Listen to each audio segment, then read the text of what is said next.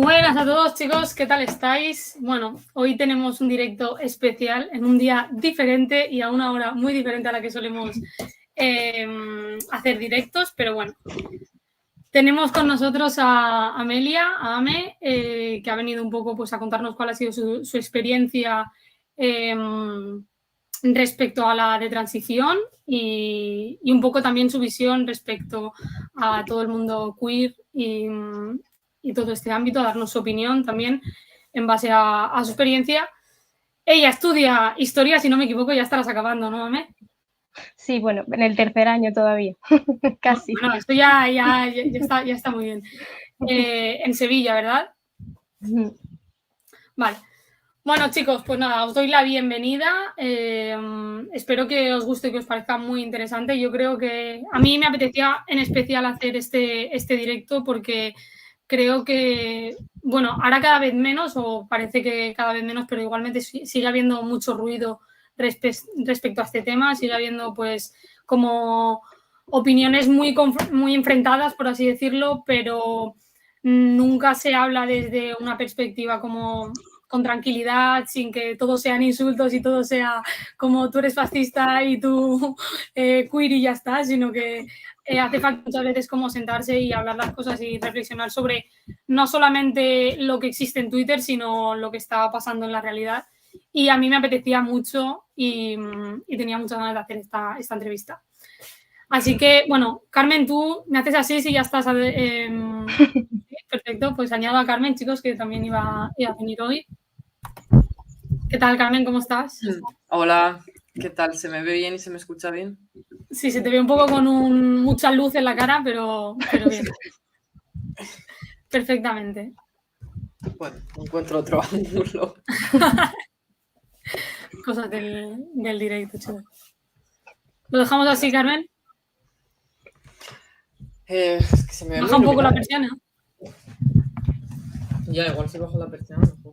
Sí, hay menos luz y igual se ve un poco mejor.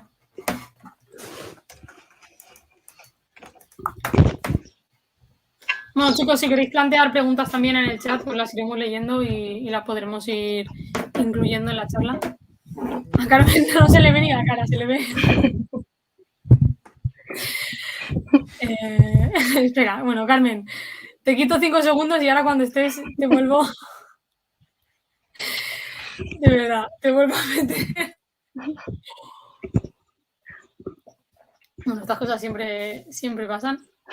Ahora se está empezando a unir. Voy a poner el link mientras tanto en... Tú lo has puesto ya en Twitter, ¿verdad, Ame? Sí, en Twitter. Estoy por hacer una captura y subirlo también a Instagram. Vale, pues sí, yo lo voy a subir también ahora. ¿Cómo estáis, chicos? Bueno, la entrevista, ahora empezaremos en 5 minutillos con ella, pero yo creo que va a estar muy interesante. Lo dicho, si tenéis Sí, Carmen es un ser de luz, efectivamente. Si tenéis alguna pregunta o alguna cuestión que plantear, pues adelante. Buenas tardes, Miski. Yo creo que por primera vez ya estás, Carmen, ¿no? Espero que se me esté viendo bien. Ahora sí, ahora se te ve perfectamente, Carmen. Bueno, Carmen, tú vienes de lejos, ¿no? Te pilla un poco Vengo de imprevisto. Castellón. Bueno. Teníamos reunión allí. Yo también, es que también tengo reunión esta tarde, entonces era como el único hueco para poder hacerlo, porque esta noche también habrá bastante movimiento de directos y tal. Vale, Carmen, dicen que ahora se te ve perfectamente. Ya veo. Muchas gracias, chicos. Bueno, pues si queréis empezamos directamente con la entrevista. Si quieres empezar un poco, Ame, tú a explicar cuál ha sido tu evolución, cómo llegaste y cómo entraste en contacto con toda la ideología queer y cómo te fuiste desarrollando en contacto con ella. Pues cómo me puse en contacto con el tema queer y demás fue sobre todo por redes sociales. Y es porque yo empecé a sufrir desde prácticamente primaria, a los 10 años más o menos, acoso escolar. y me empecé a ser una chica muy retraída, ¿no? Y entonces no sabía tampoco a quién contarle mi malestar y es como que huí un poco hacia redes sociales, que era lo que conocía. Y bueno, encima se agravó luego con un caso de violencia sexual hacia mí y, en fin, recurrí eso a Tumblr, que antes era muy famoso y que era un sitio bastante peligroso con todas estas cosas. Vamos, la persona que haya escuchado sobre Ana y Mía en Tumblr lo sabrá perfectamente.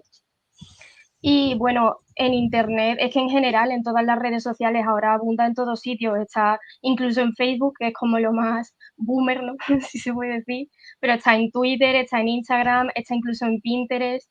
Y ahí fue cuando yo empecé a decir, bueno, tengo muchos problemas, ¿no? Me hacen bullying porque pues soy una chica un poco diferente quizá a la norma en mi pueblo, no, no suelo, o sea, no salía tener muchas conexiones con las chicas de mi edad, pero sí con los gustos de los chicos, en fin. Y pensé que tenía muchos problemas y no sabía cómo solucionarlos. Y fue cuando en redes sociales se empezó a promulgar ya la idea de, pues mira, si eres una chica y te gustan los videojuegos, lo mismo es que eres un chico en el cuerpo equivocado. O si te gustan los deportes y eres una chica, pues lo mismo, no es que seas una chica femenina, es que lo mismo eres un chico y por eso no encajas. Y claro, cuando estás en una situación así de vulnerable, siendo bastante pequeña, yo tenía 12 o 13 años, te lo empiezas a creer. Y como ves que eso más o menos puede encajar en una solución que estás buscando irremediablemente, pues yo empecé a abrazar eso de, es que soy un chico y lo que tengo que hacer es ir poco a poco transicionando hacia un chico. Y es verdad que yo nunca ni llegué a hormonarme ni a operarme, pero sí que empecé a hacer conductas como me corté el pelo por encima de los hombros porque yo pensaba que eso era de chico. Empecé como a vestirme incluso con ropa más ancha, que yo pensaba que eso pues era más masculino. E incluso llegué a, como yo no podía acceder a un binder, que es como una especie de, o una faja, un sujetador deportivo muy restrictivo, que de hecho hay muchos problemas con el tema de las costillas y los pulmones porque aprieta mucho el pecho, yo empecé a vendarme, porque yo lo vi en Mulan, que Mulan intentando pasarse por un hombre se vendaba el pecho, y yo pensé, pues bueno, voy a hacer eso. Y hasta ahí llegué, pero así es como empecé a entrar. Y una vez entré, hasta los 18 años prácticamente no empecé a cuestionarme si de verdad eso era una solución a los problemas que yo tenía en ese momento o no. Claro, porque ¿cuáles son los mensajes que recibes, sobre todo al principio, cuando entras en contacto con... O sea, porque yo creo que mucha gente... O sea, te lo digo porque creo que muchas veces cuando se dice no, porque entras en redes sociales y es lo primero que ves o es como lo que tú has dicho, un desahogo o una solución al problema que te persigue constantemente, ¿no?, en tu día a día. Pero cuando se ve de forma externa, yo creo que no se cree eso, ¿no? Muchas veces no se piensa que sea la realidad, que cuando tú entras en redes sociales, pues la gente que es muy joven, el mensaje o los mensajes que están recibiendo son peligrosos, es decir, no son sanos. No solamente, principalmente yo creo que con toda la ideología queer, pero no solamente desde este ámbito, sino en otros muchos ámbitos, los mensajes que recibe la gente que es muy joven y que hoy en día, luego lo hablaremos un poco más, pero hoy en día se está educando con las redes sociales, no son saludables. ¿Tú qué tipo de mensajes tenías que decías, esto es mi solución o esto están resolviendo mi problema? Pues iban desde los más pacíficos, ¿no? Que no hacen daño, como eso de... Perdón, sí. antes de que empieces, dice un chico en el chat, decía, no menciona quiénes les daban esos mensajes, es a lo que me refiero también, de bueno. como materializar de alguna manera, porque mucha gente es como es eso, no se lo acaba de creer, ¿no? Que cuando entras en mensaje, ¿quién es? ¿Quién te envía esto? ¿Es la publicidad? ¿Son influencers? ¿Son páginas web? ¿Quiénes son estas personas que envían ese tipo de mensajes? Pues el perfil que al menos yo me encontré en 2013 o 14 eran como comunidades de personas totalmente anónimas, además, que eso que se ponían sobre todo en Tumblr, era lo que antes destacaba, ya esas páginas como que ha ido decayendo mucho y ahora está en Twitter. Y bueno, y en TikTok ahora también. En TikTok, sí. Y paulatinamente se ha ido pasando a influencers, a cualquier persona que mínimamente quiera, no sé, como el tema de la deconstrucción y toda esa, bueno, algo que también caló mucho es en el feminismo, entonces muchos de sectores feministas hace un par de años.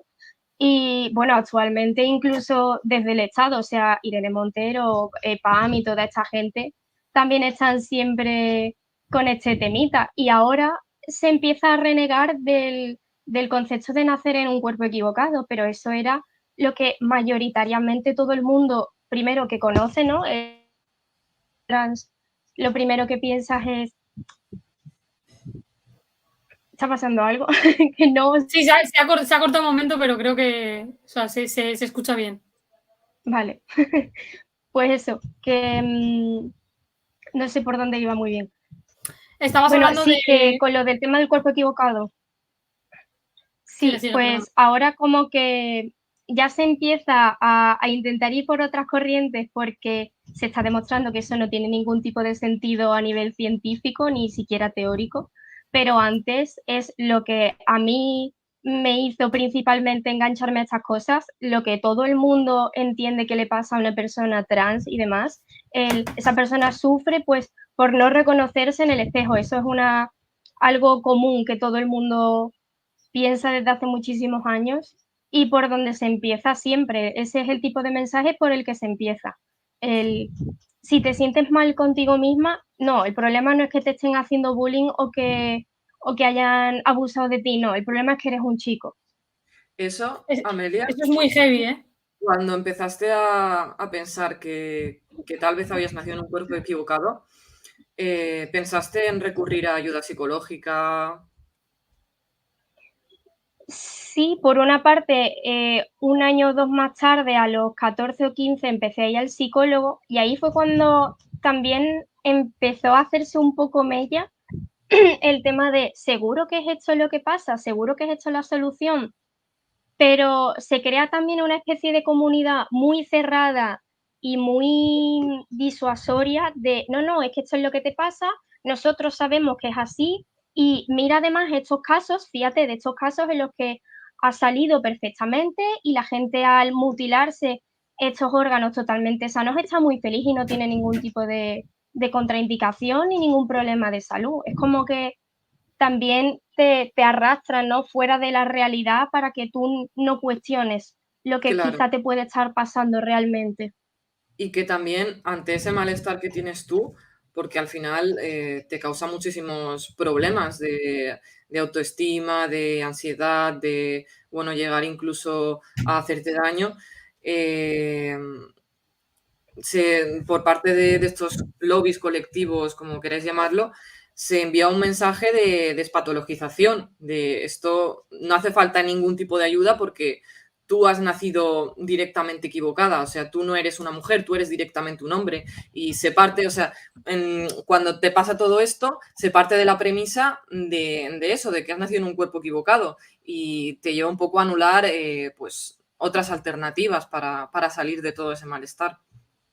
Sí, además es muy curioso que todos los que ahora están con el tema de la despatologización, en el fondo, primero, la persona que tiene disforia se va a ver como si fuese un túnel atraída hacia la idea de, en el fondo, lo que a mí me pasa es que tengo que transicionar. Y cuando se transiciona, tienes que pasar por un quirófano, tienes que pasar por un endocrino, es como, eso no es patologizarlo, eso no es medicalizar todo este tema. Y Pero luego bueno. al final creo que una reflexión importante de lo que has comentado, sobre todo de la adolescencia, es el tema de los roles de género, ¿no? De cómo al final lo que está haciendo esta ideología es simplificar o acabar reafirmando lo que son los roles de género, porque si tú eres una mujer, pero eres una mujer más masculina o que te gustan, como es tu caso, yo he jugado al fútbol toda mi vida y tengo 2 hermanos y al tener 2 hermanos me he relacionado muchísimo más no, pero me he relacionado muchísimo más que otras mujeres con hombres. Y eso me ha hecho que yo no he sufrido bullying, la verdad, pero sí que me han hecho comentarios que la verdad a mí me han importado bastante poco y por mi situación o lo que sea me la he resbalado, pero que me han dicho, no, esta es una marimacho, o a todas mis amigas que salíamos a jugar al patio a fútbol en sexto de primaria, en primero de la ESO, etcétera, etcétera. Y creo que el mensaje que están enviando tanto a mujeres como a la juventud en general en cuanto a los roles de género y en cuanto a cómo tiene que ser un hombre y cómo tiene que ser una mujer es un mensaje que está muy equivocado. Lo veíamos hace un par de días con el tema que es como el tema más, yo creo que mejor representa lo que es esta ideología en lo que es para ellos ser o no ser mujer, es el hombre que fue a comprar al Lidl que porque llevaba falda y una pulsera ya se tenía que dar a entender de que obviamente era una mujer. Es como, pues joder, no entiendo cómo entonces alguien ha entendido hasta el día de hoy que yo no llevo nunca falda, que soy una mujer, ¿no? Es una cosa un poco loca. Pero además esto se ve cuando ya empiezas a ver, yo veo patrones, eso es a lo que me quiero referir, o sea, lo que más veo son niñas pequeñas o adolescentes jóvenes que no encajan en eso de que se espera de que una mujer sea muy femenina o aquello o lo otro, y es casualmente a las que siempre afecta, o a muchos chicos que son muy afeminados y que también son homosexuales, de esa casualidad muchas veces, que les dicen que por gustos más considerados de mujeres, pues entonces, ¿por qué tienen que transicionar? Es como, ¿por qué no asumimos que simplemente un chico gay que le guste pintarse las uñas o llevar falda o lo que sea, pues no es más que eso, no hay ningún problema? Y que una chica a la que le flipe el fútbol o los videojuegos no es más que eso, una chica a la que le gustan esas cosas. Totalmente. Son Y luego, el sexismo y la homofobia del siglo XXI, a mi parecer. y luego también que yo creo que es algo que yo por lo menos en las personas que han difundido más sobre este tema he visto y creo que tiene mucha razón, y es que coincide con unas edades en las que a las Se ha mujeres parado les baja durante la un regla. momento y no he escuchado bien lo que estaba. Vale, ¿se me escucha o se me ve bien? ¿O es mi internet, no? A veces se te corta un poco, pero... En fin. Bueno, voy a lo que estaba diciendo, que muchas veces coincide con una etapa, en cuanto a lo que decías de los patrones, coinciden con una etapa en la que a las mujeres les baja la regla. Y eso yo creo que cualquier mujer que haya pasado por esa etapa, los cambios que tiene el cuerpo de una mujer cuando te baja la regla a los que suele tener un hombre no son los mismos. Y eso hace que, pues, el rechazo que puedas tener hacia tu cuerpo o hacia ti misma porque no entiendes lo que está pasando o porque o sea, porque socialmente esos cambios son muy raros y eso que no es algo que se explica, ¿sabes? Entonces yo creo que tiene mucho que ver con eso también, con el hecho de que se esté dando en mujeres muy jóvenes, en etapas en las que, pues eso, tu cuerpo está cambiando, te está bajando la regla, etcétera, etcétera, y es algo, no sé, que yo creo que se tiene que tener en cuenta, vaya. Y también algo Sí, muy sí. peligroso que hacen con los adolescentes es incorporarlo pues, al tema de las orientaciones sexuales y lo meten todo como si fuese en la misma saca. Y crea mucha confusión al final, porque también se inventan un poco problemas donde no hay y no sé, se inventan que hay una situación en España de opresión hacia las orientaciones sexuales que en verdad no es real. Y eso les lleva un poco también a ese sentimiento de rebeldía juvenil, de estoy oprimido, de tengo que un poco también transgredir todo esto y les lleva un poco a crear esta confusión. Sí, el tema del misgendering, que estas personas lo consideran como una ofensa a su persona y es como, yo de verdad que no entiendo cuál es el problema para que tú te sientas oprimido porque a ti alguien te diga hombre o mujer. No sé en qué momento eso se ha convertido en un insulto, la verdad. Y bueno, de ahí otros tipos de delirios. Y yo una pregunta que quería hacerte, Amelia, quiero retar un poco a Irene Montero a las preguntas que no ha sido capaz de responder Irene Montero, para que lo hagas tú aquí hoy. ¿Tú qué dirías? O sea, si alguien te pregunta esa pregunta muy poca gente es capaz de responder o que parece que hoy en día es un delito. ¿Qué es una mujer? Pues es sumamente fácil. O sea, la mujer es la hembra de la especie humana adulta, no hay más. Es un hecho material. O sea, mujer se nace, no se hace, para nada. Eso es, porque yo creo que el hecho de afirmar, ¿no?, que el sexo es biológico es una cosa que, bueno, que te autodefine prácticamente ya como fascista, homófobo, trans, no sé, todo un equipo de apellidos que no tienen ningún tipo de sentido, pero es como algo que yo creo que si viésemos, no sé, hace unos años o que si hubiese una distopía en la que plantear algún tipo de reto sería eso, el de que la gente ha asumido que el ser mujer es un sentimiento y que tú un día puedes levantarte o no un día, sino que el hecho de que tú te sientas más femenina o el hecho de que a ti te gusten determinadas cosas quiere decir que tú te sientes mujer, cuando no tiene absolutamente nada que ver, ¿no?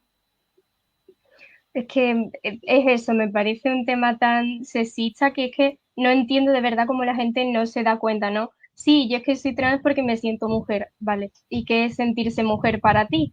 El tema de la disforia es un caso aparte, ¿no? Se puede solucionar desde una terapia que no sea afirmativa, pero el que tú te sientas mujer porque te ves más femenina o femenino o te gusten ciertas cosas que tú tienes idealizadas, que es como son las mujeres, bueno, es un poco sospechoso.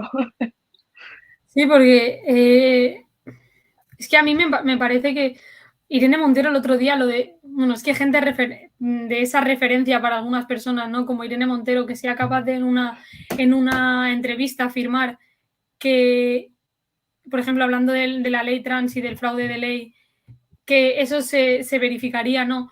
Porque esa persona viviría como una mujer y que sea capaz de alguien que está en esa posición afirmar, no sé, ese tipo de cosas que es como, ¿cómo vive una mujer? Porque seguramente con Carmen a lo mejor tengo más cosas en común, pero seguramente me siente con otro tipo o con otras mujeres con las que mi día a día y su día a día tengan entrenada y menos que ver, o sea, o sea, no lo entiendo.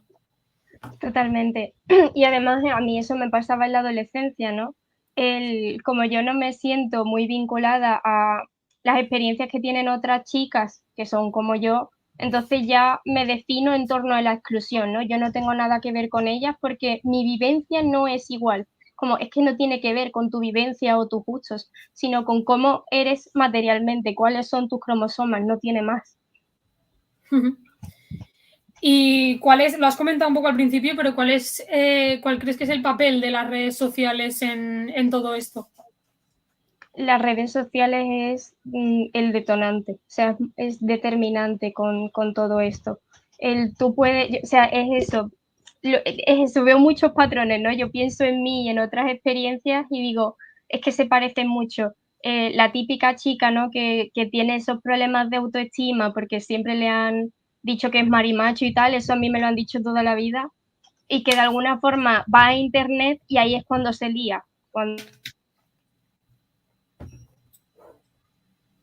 hay con todo esto fundamentalmente con los jóvenes. Y en relación a eso, ya no solamente las redes sociales, sino la educación, es decir, los centros educativos. Yo creo que a lo mejor en tu caso o en tu experiencia no tanto, pero esto ha ido evolucionando y a día de hoy yo creo que sí que tienen, por ejemplo, estaba repasando hoy para un poco la entrevista y así, el caso de Amanda, la asociación de padres y de madres con hijos que pasan por este tipo de experiencias y recogían el papel que tenían los centros educativos, ¿no?, en este tipo de casos, que sin preguntar prácticamente o sin una autorización o sin una comunicación ni siquiera, ¿no?, con los padres, llevaban políticas pues en las que a los niños o a las niñas se les cambiaba, de repente se les llamaba por el sexo sentido o por el género sentido, se les llamaba por otro nombre, etcétera, etcétera. ¿Qué piensas? O sea, ¿cuál crees que es el papel que está jugando la educación en este sentido y cuál crees que debería de ser, porque yo creo que no, o sea, es un poco pues lo que estábamos comentando de la distopía, pues algo así.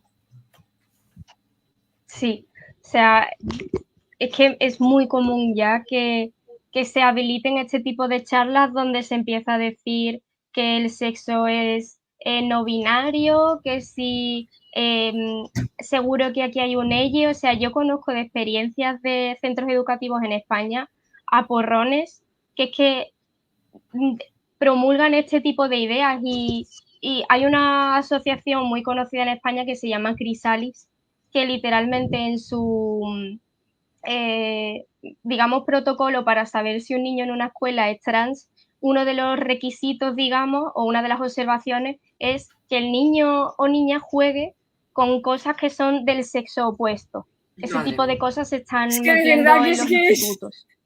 Es que si es lo hiciera la iglesia esto, ¿qué terapias diría? de reconversión, ¿eh? O sea, ni la iglesia. Terapias de Sí, reconversión sí, absoluta. totalmente.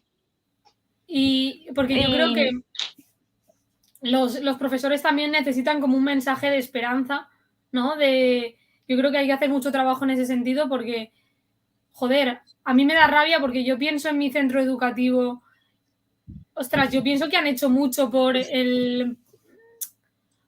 tener una visión crítica, por plantearse las cosas, por tu crecimiento y tu desarrollo personal, sí, ¿sabes? Y me da pena que ahora, claro, muchos de los profesores estén cayendo en eso, porque además es que si te sales de eso, eres fascista. O sea, incluso dentro del centro, yo no sé el tipo de consecuencias que puede acarrear eso. Pero ahora con lo de la ley trans. sí, Pero o es que, sea, los profesionales, tanto del ámbito de la salud mental como incluso profesores, es que cualquier persona que salga de este tipo de dogma o se acata o tiene sanciones administrativas, como los 150.000 euros en profesionales del ámbito de la salud mental que se atrevan a tratar la disforia de género que no sea mediante una terapia afirmativa, simplemente para decir, ¿por qué te pasa esto? ¿No? Eso, 150.000 euros de multa, incluso inhabilitación. Y en los profesores, yo charlo mucho con profesores y es más de lo mismo, o sea, o acatan lo que se dice o eres la peor persona del mundo, eres un fascista, eres un tránfobo, fuera de aquí, ¿no? Se te margina, se te excluye. Entonces también digamos, sigue como, no sé cómo decirlo, como que sigue la rueda, ¿no? El engranaje sigue funcionando porque no se te permite discrepar. Carmen, no sé si y vas. en cuanto, no, es que estás hablando de los colegios y de los profesores, y yo creo que un papel que también se invisibiliza mucho en este aspecto es el de los padres, porque al final son gente que sufre y que, bueno, hasta que te toca, pues es un tema que lo ves como muy lejano y de repente ves a un padre que se encuentra en esa situación de un hijo que le está diciendo de hormonarse desde una edad muy temprana, de pues extirparse los senos, de llevar a cabo esta serie de cosas que obviamente sin tener una posición clara en un pasado acabas totalmente poniéndote en contra y son gente que incluso se está movilizando desde asociaciones y a nivel legal y no sé, también cómo, no sé, qué papel tienen los padres dentro de los colegios, cómo se les trata, no sé si tú has visto casos. Sí, algo que, o sea, a mí muchos padres me hablan del tema de que sus hijos tienen disforia de género y quieren ayudarlos, y yo veo muy claro cómo este tipo de asociaciones o ideas se aprovechan de la ignorancia de los padres, de que no están acostumbrados a este tipo de problemas, no se acercan o sea, no se acercan, no tienen idea de este tipo de lenguaje ya tan técnico del no binarismo y cosas así, que tú llegas a eso, a un padre promedio, le dices lo del no binarismo y no tiene ni idea, no sabe de qué estás hablando y se aprovechan de ese tipo de cosas y de que su hijo o hija es vulnerable en esa situación, ¿no? Y es como, o haces esto, o operas a tu hijo, o vas a tener un hijo muerto.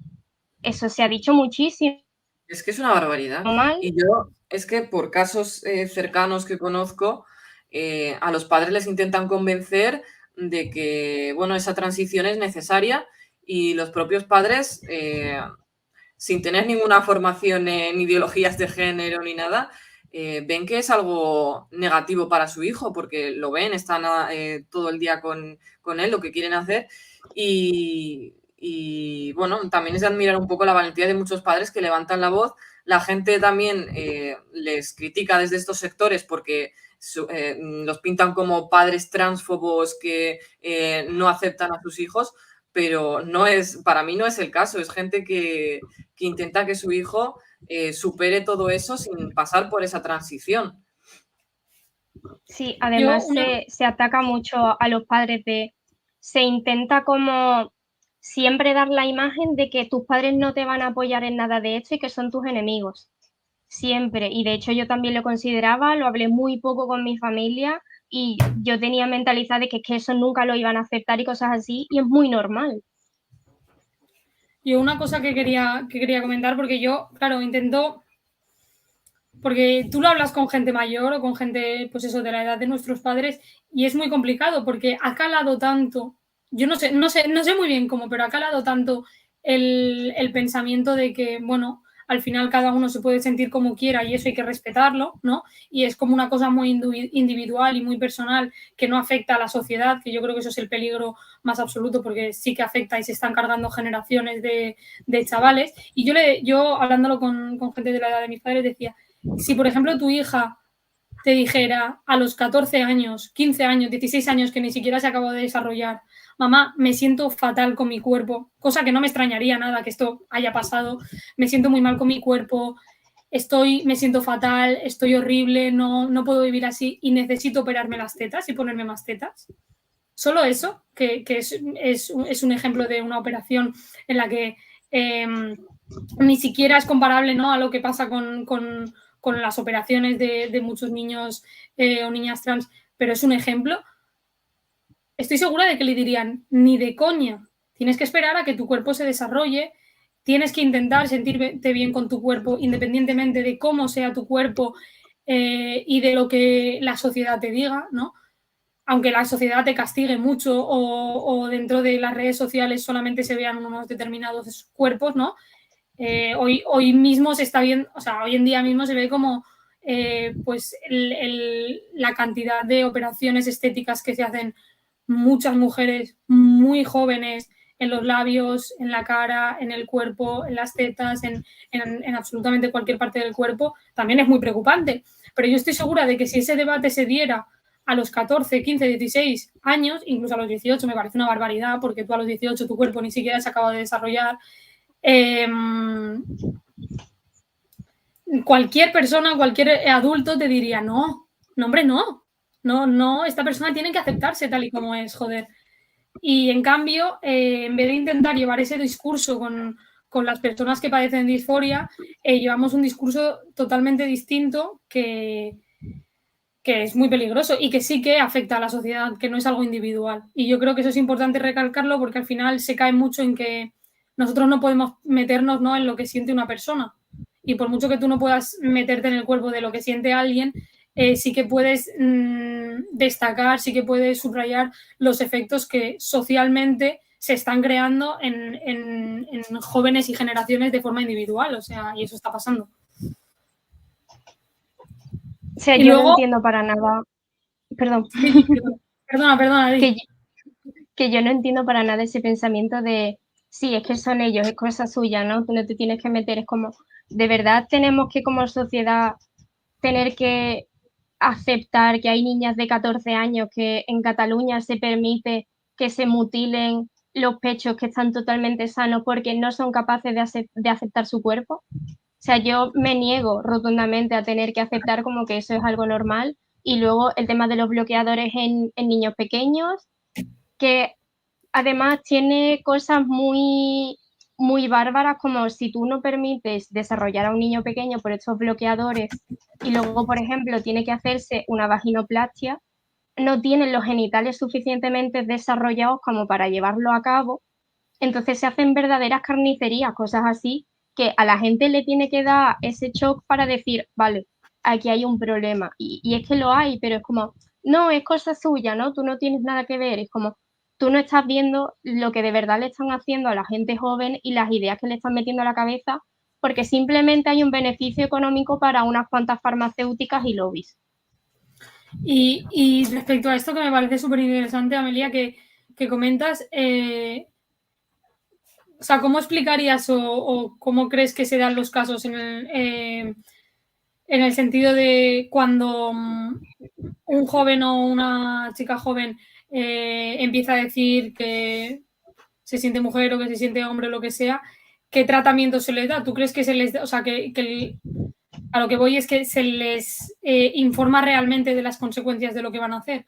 Porque este es otro relato, ¿no? De, bueno, cómo se sienten de una manera determinada, 14, es que estamos hablando de verdad, de edades que me parece que es un debate que, no sé, que es un problema muy gordo. Pero a lo que iba, ¿crees que se les da la información respecto a cuáles van a ser las consecuencias de lo que están haciendo o de las decisiones que están tomando? Para nada. Además, es algo, sobre todo se ve en Estados Unidos, que es donde está esta corriente más extendida y donde hay más casos, que la mayoría de están tramitando de lo que iba a pasar a largo plazo con sus cuerpos. O sea, hay personas que no volverán a experimentar nunca lo que es el placer sexual, tienen atrofia en los genitales, no van a poder tener descendencia porque el tema de las hormonas simplemente la operación, pero el tema de las hormonas ya te jode lo suficientemente el cuerpo como para no poder tener descendencia, problemas óseos, problemas cardiovasculares, en fin, y todo esto claramente no lo saben y tampoco se tienen estudios siquiera para saberlo. Esa también es otra parte, ¿no? Sí que es verdad que perdona, Carmen. Se destina muchísima investigación a, bueno, muchísima. Yo lo veo de nuevos trasplantes de úteros y este tipo de cosas.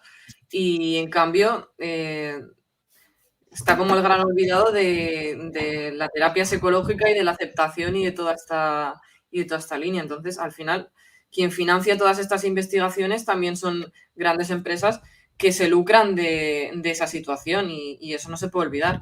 Y le lleva a mucha gente que a mí también es un tema que me gustaría hablar, después de pasar todo el proceso, intentar de transicionar, que también es algo que me gustaría que hablases un poco de cómo es este proceso y si has visto muchas críticas cuando lo iniciaste. Sí, la verdad es que, o sea, claro, mucha gente se pensará que como yo ni me he hormonado ni me he mutilado como tal, es un proceso más fácil y para nada lo es. O sea, yo empecé a cuestionarme este tipo de cosas a los 18 de, oye, aquí nada mejora, realmente estoy peor, las conductas autolíticas que tengo son peores, la ansiedad y los síntomas depresivos que tenía son mucho peores. Y en el fondo es un proceso bastante duro, ¿no? El darte cuenta de lo que realmente subyace a lo que te hace lo que te lleva haciendo infeliz tanto tiempo, de que primero no hay nada malo con tu cuerpo y el hecho de aceptarlo es un proceso. Y luego el otro de qué está pasando entonces realmente y darte cuenta de que has vivido una mentira desde los 12 hasta los 18. Y la gente que sí que tiene operaciones o ha estado en hormonación, por ejemplo, darte cuenta, a muchas mujeres les pasa que están detransicionando, el darte cuenta de que nunca vas a tener hijos es una cosa, ¿no?, que ahora se toma como muy baladí, pero es un problema muy serio de tu cuerpo no funciona como para tener descendencia. O sea, a mí me parece una brutalidad, ya incluso quieras tenerla o no, ¿no? Pero me parece una brutalidad y muchas mujeres se vienen abajo porque dicen, ¿qué he hecho? O el tema del vello facial que no se va y pues eso incomoda muchísimo, tiene entonces que gastar mucho más recursos en revertir esos procesos que ya se han dado hacia la masculinización. Y en los hombres pasa lo mismo, el tema de las vaginoplastias los han dejado castrados de por vida y tienen problemas óseos, problemas de, en fin, es que verlo es muy chungo. Incluso yo creo que hay presión por parte de estos lobbies colectivos para evitar que la gente detransicione, porque lo veo que mucha gente que ha detransicionado se le ataca diciéndole que en realidad nunca ha sido trans. Como es tu Es caso, por gracioso. ejemplo, en tu caso te decían que como nunca te has hormonado es que nunca has sido trans, que ya se da por hecho que te tengas que hormonar, que operar para ser trans. O sea, entonces, ¿en qué quedamos? O sea, ser trans no era un sentimiento, algo que era de la vivencia propia experimental. ¿Por qué me lo estás negando una vez he decidido yo tomar otra decisión? Es que totalmente, eso es lo que iba a decir. Iba a decir, me parece gracioso que al mismo tiempo esta gente, el hecho de llevar una pulsera y ropa femenina te haga ser trans, pero tú para detransicionar tienes que tener una historia de cirugías y hormonación detrás para que se te considere válido. Y aún así, a muchas personas que lo han pasado también se les niega de, no, en el fondo tú eres una persona cis, tú te lo estás inventando, ¿no? Porque cualquier cosa que salga del dogma es ser una apóstata, es una herejía. Es muy bestia, ¿eh? Sí. Es muy, o sea, muy bestia. A un chico que es Sandra Mercado, que es un chico biológico y transicionó durante 20 años, tiene una vaginoplastia y demás, ahora está detransicionando, es español, y muchísima gente le dice que en el fondo lo que es él es una chica cis que se hace pasar por una persona trans y que nunca ha sufrido nada de esto, ¿no? Y es como, simplemente porque no acata lo que se dice en todas estas cosas, ¿no? Y además se le ataca muchísimo, él recibe incluso amenazas de muerte y de que le van a pegar, y en una de las ponencias que hizo él sobre su libro intentaron pegarle, eso está grabado y subido a las redes sociales, ¿no? Es un lobby que es yo o vamos a por ti. Y además intentamos excluir, sancionar si podemos, en fin, es tremendo. Vaya tela. Y en relación a eso y a las redes, al tema de las redes sociales, porque yo estoy viendo como cada vez más, de alguna manera, se normaliza o a la gente joven se le enseñan imágenes pues de cuerpos, pues eso, mutilados, de niñas que se han quitado las tetas y que lo pintan, ¿no?, como algo maravilloso, como algo que te hace feliz, o incluso vídeos enseñándote cómo te puedes pinchar testosterona. ¿Qué piensas respecto a todo eso? O sea, yo con el tema de, casi se me cae un anillo, con el tema de las mastectomías, yo lo paso muy mal, porque es algo que he pasado desde los 12 hasta los 18 pensando que eso era lo que tenía que aspirar, nada más cumplirse la mayoría de... No sé si se me cae a mí o si se ha caído. Sí, a Carmen, mí ¿tú lo también ves? se Se me te ha ha El caído. parado. mundo. Espera, Amelia, creo que si puedes empezar otra vez, que se ha cortado un momento. Perdona. Vale. Pues que con el tema de las mastectomías yo soy especialmente sensible, porque yo estuve desde los 12 hasta los 18 pensando que eso era a lo que tenía que aspirar, solo cumpliese la mayoría de edad, ¿no? Y cuando veo tanto a gente que lo banaliza como, sí, ya no tengo tetas, soy muy feliz, simplemente Sí. porque en el fondo lo que subyace es que no te puedes aceptar que es un órgano más de tu cuerpo. Y por otra parte, gente que lo utiliza como, mira lo que te puede pasar, ¿no? Es como, a mí me recuerda un poco a la publicidad que tienen las cajas de tabaco, que son de, mira lo que te puede pasar si sigues haciendo esto, ¿no? Y es como esas personas también tienen sentimientos. O sea, no me gusta ninguna de las dos partes. O sea, el utilizar el tema de las mastectomías y las operaciones tanto para banalizar que esto es lo mejor del mundo como para, mira lo que le ha pasado a esta persona, ¿no? Que ahora es un monstruo, es un juguete roto, a mí me repugna muchísimo. Es que es, no sé, yo creo que es algo como muy, muy duro, ¿eh? Porque es como que como la gente, o sea, las nuevas generaciones lo tienen todo al alcance de un clic, bueno, todo no, porque solamente ven una parte de la realidad, ¿no? Hoy en día solamente se ve esa parte de la realidad, pero me parece como muy, muy, muy peligroso. Bueno, y en relación a esto, ¿cuál es tu opinión sobre la ley trans aquí en España? Pues mira, a mí de verdad que sí considero que de alguna forma se tendría que regular la situación que pasa a las personas trans porque muchas de ellas desde siempre han caído en la prostitución y es algo en lo que claramente estoy muy en contra. Se tiene que permitir que este tipo de personas no sufran ningún tipo de discriminación a la hora de encontrar trabajo y demás, pero el cómo se trata la ley trans de ahora me parece abominable. O sea, el enfoque queer, que es realmente lo que pasa, es abominable. O sea, está mal por todas partes y debería de como mínimo modificarse. Hombre, Es tremenda. es que para mí es ridiculizar lo que es ser una mujer, es intentar borrar a las mujeres en general y es como intentar, es que es lo que hace siempre, ¿no? El Ministerio de Desigualdad, es como hacer una ley o hacer leyes en base a consignas políticas, ideológicas, y en este caso, bueno, ya se está viendo con todo el tema de lo del el cambio de sexo, ¿no? De cómo puedes, de las incongruencias que tiene y la mofa que es, ¿no? Que hayan hecho este tipo de leyes. Y luego quería preguntarte, bueno, que lo hemos estado hablando un poco antes, pero el papel de los psicólogos en todo este tema, ¿no?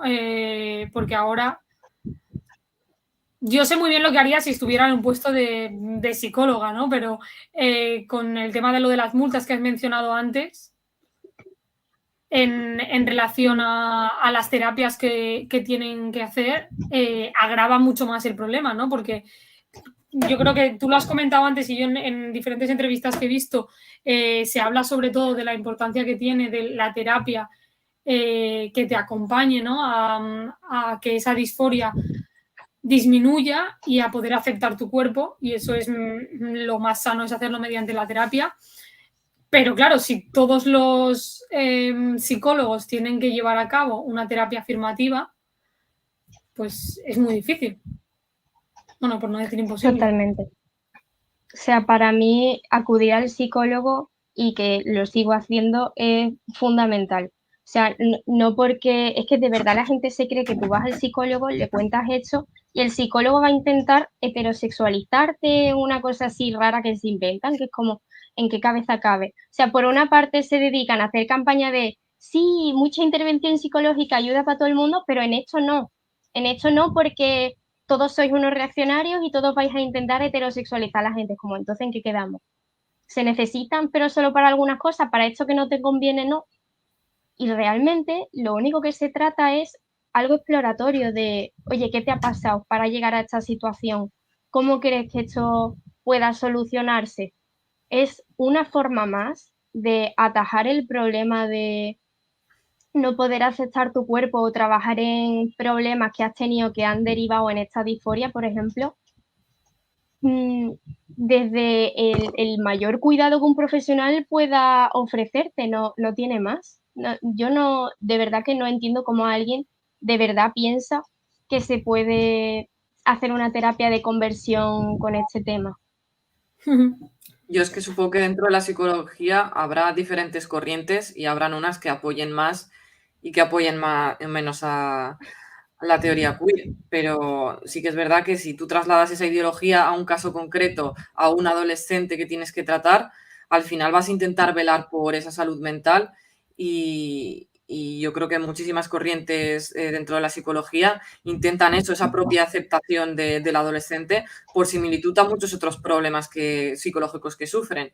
Entonces, no sé, siempre que un psicólogo también atenta desde fundamentos también científicos a todo el colectivo lobby queer, se le ataca de una manera brutal, como es el caso de José Rasti. Sin ni siquiera muchas veces argumentar o ir directamente a toda la bibliografía científica que ha aportado y simplemente desde el ataque del odio de esta persona es transfoba porque está negando toda nuestra teoría y ya está. Pues sí, es que totalmente. No añadiría nada más, la verdad, es así. Y luego también yo creo que en ese sentido es como que las nuevas generaciones, yo pienso que tienen, o sea, que hay un problema de aislamiento, ¿no? De individualización, de que, pues en otros casos a veces no digo en ningún momento para que luego no se malinterprete, ¿no? Que tus amigos van a hacerte de psicólogos o están sustituyendo, ¿no?, a un profesional, pero sí el hecho de que muchas veces los parques, en las conversaciones en las que no estás todo el rato pues mirando una pantalla o compartiendo lo que aparece en una pantalla, pues hacía que determinados malestares o determinados frustraciones, pensamientos o incluso cosas que pensabas que solamente te podían pasar a ti, pero que cuando lo comentabas le pasaba a otras personas y eso de alguna forma pues te hacía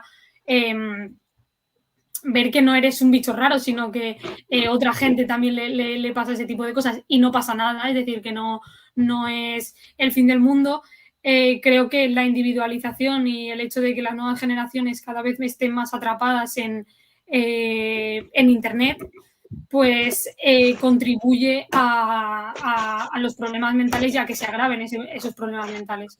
No quiero decir que el estar en la calle o el hablar con tus amigos lo solucionen, pero como mínimo seguramente te ayude a que sea más severo o que no se agrave tanto, ¿no? O que pases esa etapa de una forma distinta y luego, pues más allá de eso, puedas desarrollarte como cualquier otra persona y ya está. Pues para sí, mí totalmente. tiene bastante que ver. Luego quería preguntarte y que contaras tú también un poco, Carmen, cómo lo veías, el papel, ¿no?, de todo esto con el deporte, ¿no? De la ideología queer en el deporte y en cómo afecta eso pues al borrado de las mujeres en las competiciones y a que se eche por tierra el trabajo de mujeres deportistas. Claro, es que cuando tú niegas una realidad biológica, como es que el sexo es binario, luego lo intentas legislar y lo trasladas a la realidad, pues hay un conflicto. Entonces, ya se están dando casos de competiciones deportivas donde se permite en categorías femeninas competir a hombres. Y yo lo he hablado varias veces en este canal, es un problema porque obviamente tienen muchísima ventaja física, esa diferencia biológica existe, no se puede negar, no depende de cosas, de sentimientos o de valoraciones individuales, sino que es algo real y que, como he dicho, se traslada a la realidad y lleva a que en las competiciones deportivas sean hombres biológicos los que estén arrebatándole podiums a las mujeres. Entonces, obviamente se crea una reacción por parte de las deportistas, porque es que ves cómo después de toda una carrera deportiva vienen las 4 que quieren promover esta ideología de género en nuestro país y te arrebatan todo por lo que has estado trabajando durante tu carrera. Es una bestialidad. Es el ejemplo más claro. Y además, ya no solo pasa con el deporte, pasa con muchas otras cosas. Por ejemplo, hemos visto casos de prisiones donde les han metido en módulos femeninos y al final se genera conflicto. Es que no se puede negar que existe esa diferencia.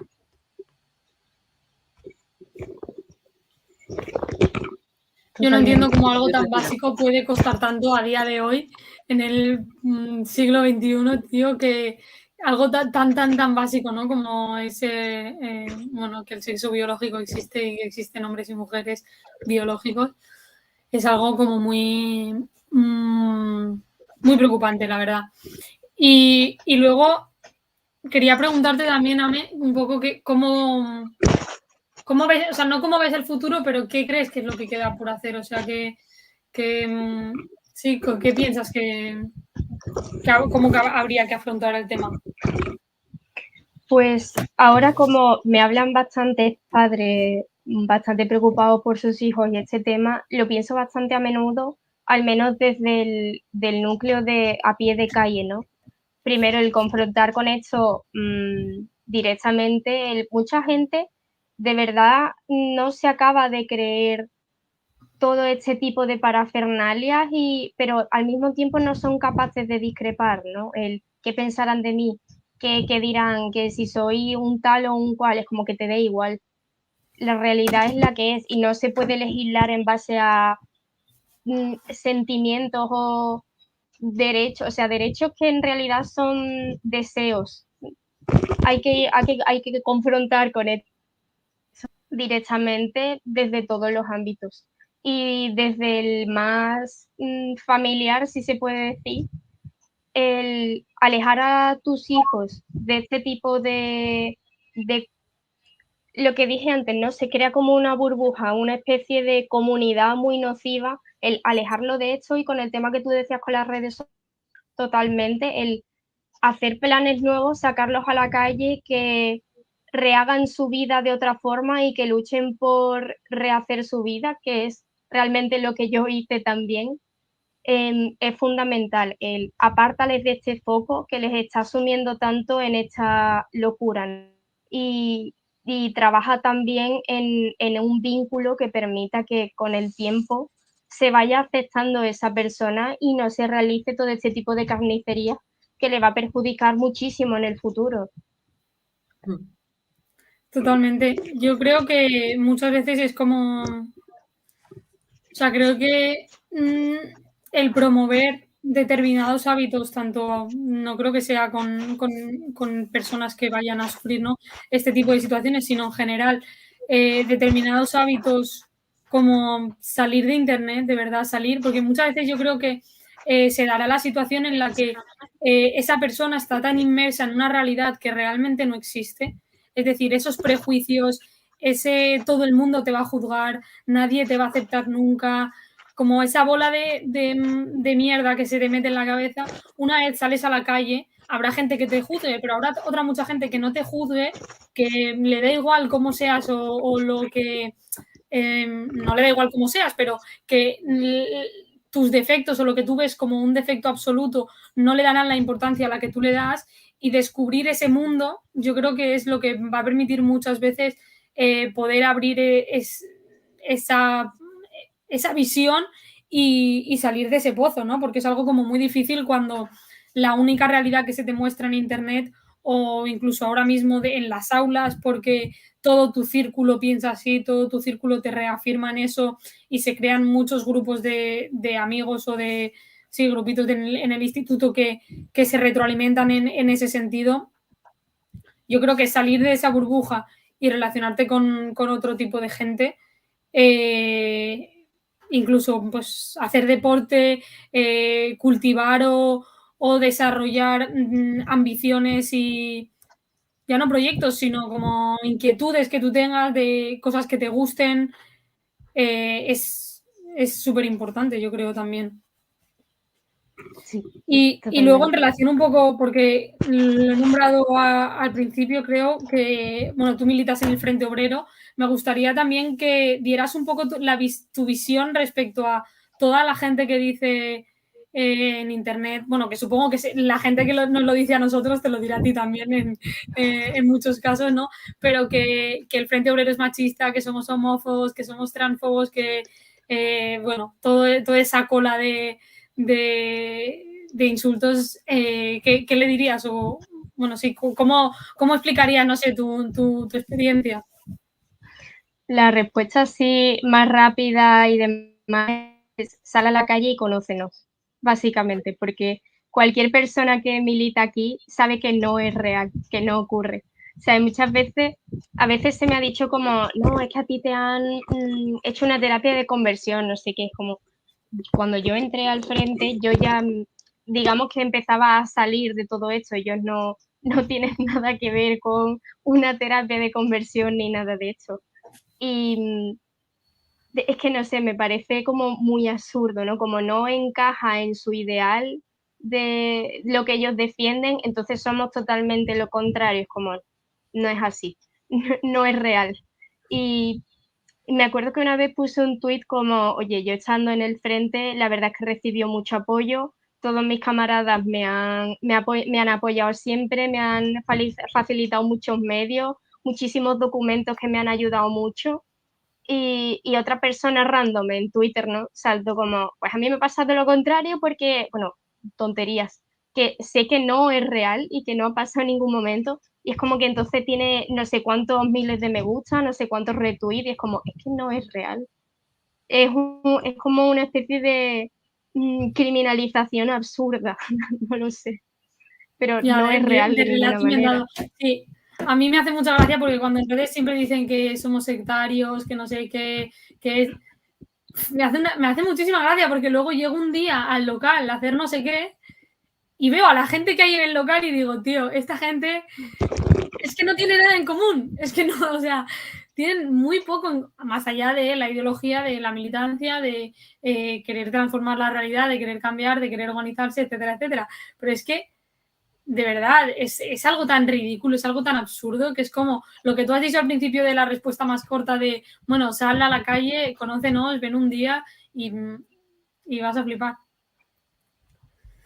Pues sí, Carmen, no sé si te queda aquí alguna pregunta o quieres comentar alguna cosa más.